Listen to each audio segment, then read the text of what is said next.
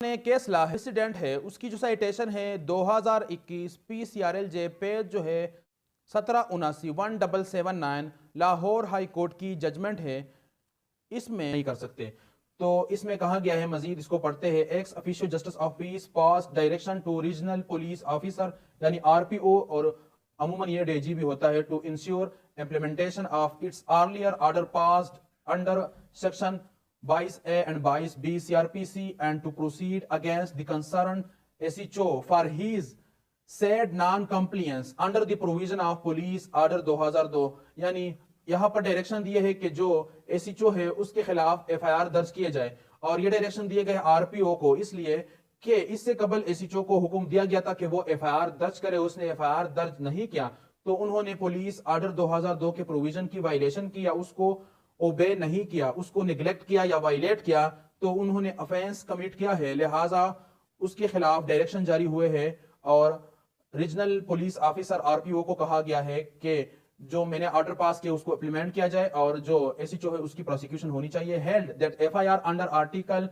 155 of police order 2002 was not barred, even powers to prosecute under any other law was not affected as guaranteed through article 183 of police order 2002. تو اس میں وہی explain کیا گیا ہے کہ police order 2002 کا جو چیپٹر 17 ہے اس میں جو افینسز ہے 155, 156 اور اسی طرح 157 اور یہی لاگو ہوتا ہے KP کے پولیس ایکٹ 2017 کا جو چیپٹر 9 ہے اس میں جو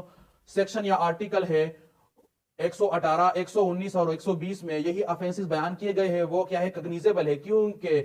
جو سیکنڈ شیڈیول ہے CRPC کا اس میں بتایا گیا ہے کہ وہ افینسز جو کسی دوسرے لا میں بیان کیے گئے ہیں اور اس کی جو پنشمنٹ ہے وہ 3 ایئر ہے تو وہ کگنیزیبل ہے. اور یہاں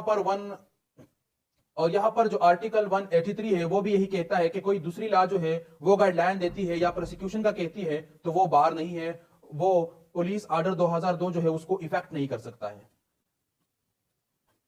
یہی پرنسپل ڈسکس کیا گیا ہے KLR 2015 کرمینل کیس 211 اور PLJ 2014 Lahore high court page جو ہے 161 اور اسی طرح 2012 PCRLJ پیج جو ہے 1556, 2006 MLD پیج جو ہے 855, PLD 2005 Lahore high court page جو ہے 470 اور PLD 2005 Karachi high court page جو ہے 285. اس میں یہی پرنسپل ڈسکس کیا گیا ہے. تو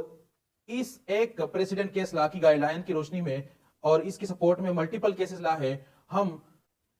سمجھ سکتے ہیں, انڈرسٹوڈ کر سکتے ہیں کہ یہاں پر لا کی انٹرپریٹیشن یوں ہے کہ پولیس افیشیلز یا آفیسر جو افینس کمٹ کرتے ہیں یا پولیس آرڈر 2002 کی وائلیشن کرتے ہیں